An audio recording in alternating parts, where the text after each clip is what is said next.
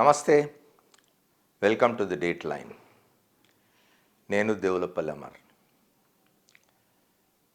మాజీ ముఖ్యమంత్రి ప్రతిపక్ష నాయకుడు నారా చంద్రబాబు నాయుడు తన పెయిడ్ ఆర్టిస్టులకు సరైన జాగ్రత్తలు చెప్తున్నట్లేరు, మెళకువలు నేర్పుతున్నట్లేరు. వాళ్ళు దొరికిపోతూ ఉంటారు. తాజాగా దొరికిపోయింది ప్రశాంత్ కిషోర్. ఒకప్పుడు ప్రొఫెషనల్ పొలిటికల్ స్ట్రాటజిస్ట్, అంటే వృత్తిపరంగా రాజకీయ వ్యూహకర్త, అంటే రాజకీయ వ్యవహారాల వ్యూహకర్త. ఒకప్పుడు ఐపాక్ అనే సంస్థ నడిపేవాడు. ఆయన ఒక 3-4 మాసాల క్రింద ఎప్పుడో చంద్రబాబు నాయుడు కలుసుకున్నాడు. చంద్రబాబు నాయుడు కుమారుడు లోకేష్ ఆయనను హైదరాబాద్ నుంచి ఒక బీజేపీ నాయకుడి విమానంలో, ప్రత్యేక విమానంలో విజయవాడ తీసుకుపోయి, గన్నవరం తీసుకుపోయి చంద్రబాబు నాయుడు కల్పిస్తే 4 గంటల పాటు వాళ్ళిద్దరు మాట్లాడుకొని బయటకు వచ్చినాడు ప్రశాంత్ కిషోర్. బయటకు వచ్చి ఆయన చెప్పింది ఏమిటంటే, ఇందులో పెద్ద విషయమేం లేదు, ఇదేదో మర్యాదపూర్వకంగా కలుసుకున్నాను నేను చంద్రబాబు నాయుడు అని వెళ్ళిపోయినాడు. అప్పుడందరూ చంద్రబాబు నాయుడు గాలి తీసేసినాడు ప్రశాంత్ కిషోర్, చంద్రబాబు నాయుడు సహాయం కోరాడు ప్రశాంత్ కిషోర్ ఇవ్వలేదు అని చాలామంది విశ్లేషించినారు. కానీ అక్కడే ఒక వ్యూహరచన జరిగింది. ఇవాళ వచ్చి ప్రశాంత్ కిషోర్ హైదరాబాద్లో ఒక సప్త నక్షత్ర హోటల్లో ఒక దినపత్రిక నిర్వహించిన dialogue with ace political strategist Prashant Kishor అనే కార్యక్రమంలో మాట్లాడినాడు. ముందు ఆ దినపత్రికకు చెప్పాల్సింది ఏంటంటే, ప్రశాంత్ Kishore is no more an ace political strategist. తెలుగులో చెప్పాలంటే ఏస్ పొలిటికల్ స్ట్రాటజిస్ట్ అంటే ఒక ప్రముఖ రాజకీయ వ్యూహకర్త. ఇంకా ప్రశాంత్ కిషోర్ రాజకీయ వ్యూహకర్తగా ఉన్నాడు అని ఆ పత్రిక సంబంధించిన సంపాదకులు భావిస్తూ ఉంటే వాళ్ళ అజ్ఞానాన్ని చూసి మనం విచారం వ్యక్తం చేయడం తప్ప ఇంకోటేం లేదు. Editors must note that mister Prashant Kishore is no more an ace political strategist, but he is like many number of petty politicians.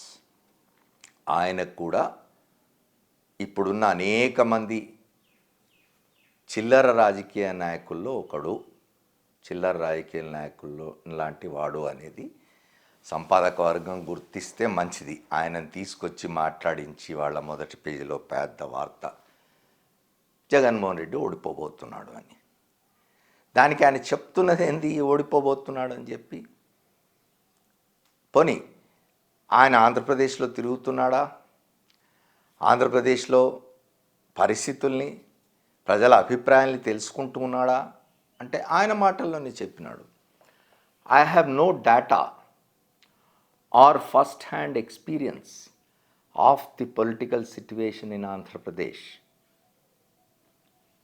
అంటే నాకు ఆంధ్రప్రదేశ్లో ఉన్న రాజకీయ పరిస్థితుల మీద ప్రాథమిక సమాచారం కానీ గణాంకాలు కానీ ఏమీ లేవు నా దగ్గర. But my gut is telling me that he is losing big, not just losing but losing big అంటాడు. అంటే నా మనస్సాక్షి చెప్తున్నది, మై గట్ ఫీలింగ్ అంటే నా నమ్మకం, జగన్మోహన్ రెడ్డి పెద్ద ఎత్తున ఓడిపోబోతున్నాడు, అంటే ఘోరంగా ఓడిపోబోతున్నాడు. ఎక్కడి నుంచి వచ్చినాయి నీకు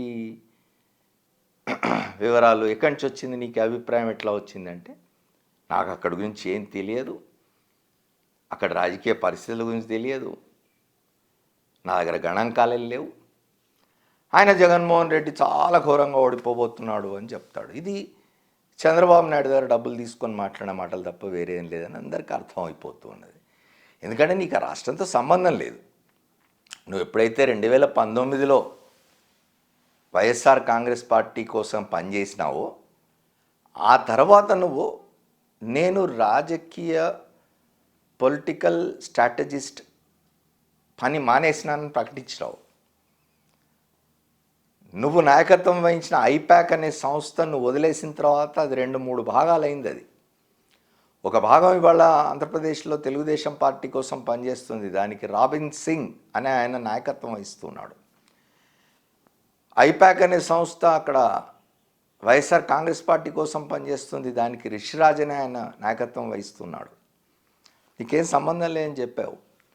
నువ్వు రాహుల్ గాంధీని కలిసినావు, కాంగ్రెస్లో చేరతా అన్నావు, వార్తలు వచ్చినాయి. కాంగ్రెస్లో చేరి కాంగ్రెస్లో మొత్తం నీ నాయకత్వంలోనే కాంగ్రెస్ ముందుకు నడిచి కాంగ్రెస్ గెలిచి నువ్వు ప్రధానమంత్రి కావాలని ఒక పగటి కలగన్నావు. కాంగ్రెస్ వాళ్ళ దగ్గర రానియలే.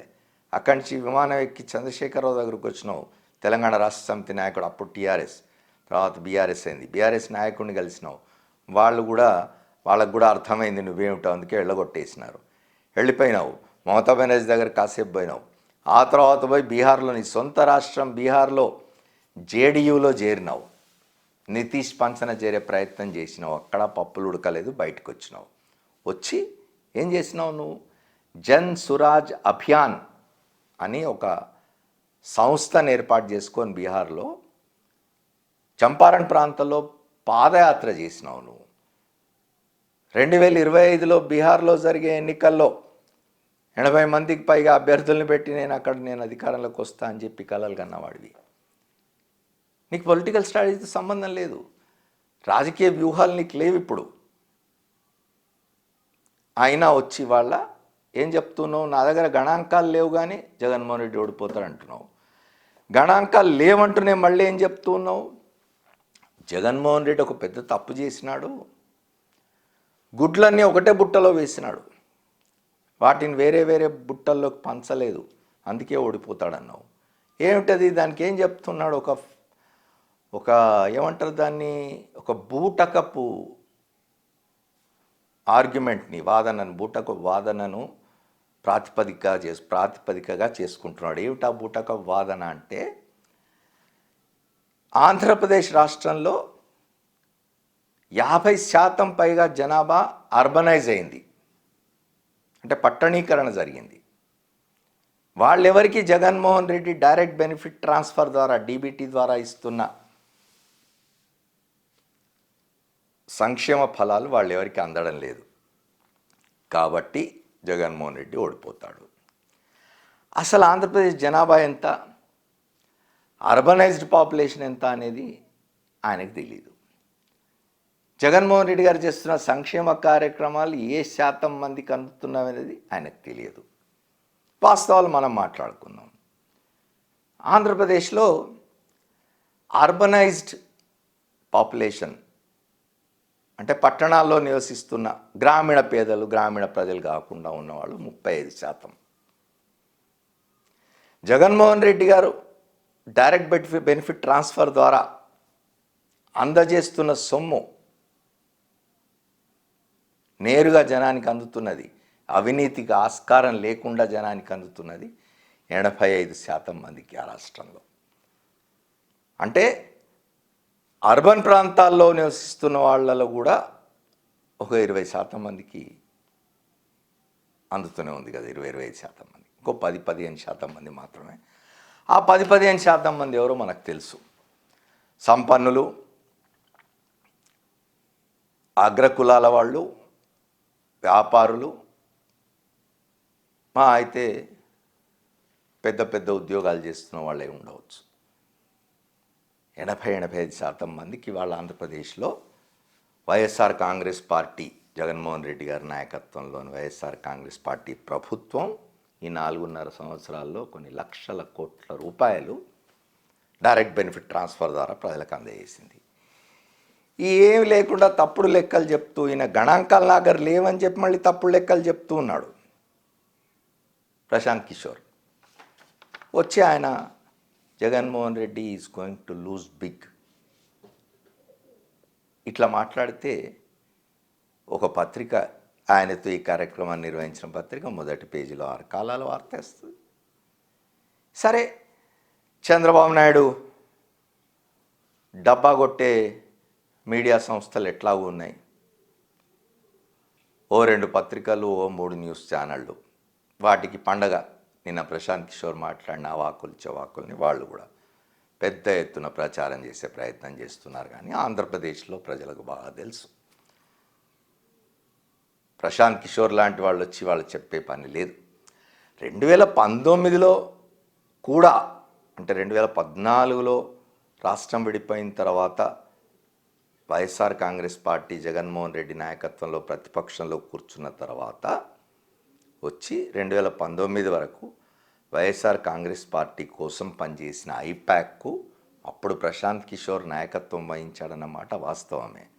అయితే కేవలం ప్రశాంత్ కిషోర్ ఐపాక్కు నాయకత్వం వహించి జగన్మోహన్ రెడ్డిని అధికారంలో కూర్చోబెట్టాడు అనుకుంటే పొరపాటు.